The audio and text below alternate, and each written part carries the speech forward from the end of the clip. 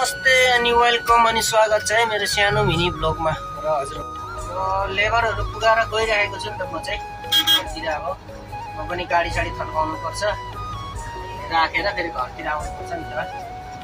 त्यस्तै हो, के गर्दैन, काम त गर्नै पर्यो, काम त हुँदैन साथी हो। हेर्न सक्नुहुन्छ क्याम्प पनि आइपुग्यो। अब गाडीहरू राखिन्छ हो, राखिन्छ अनि घरतिर चलिन्छ हो।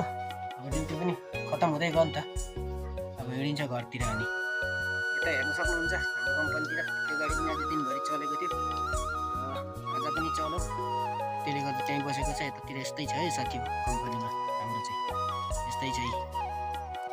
यतातिर दाउरा चिरा डाम्प पनि राखेका छन्।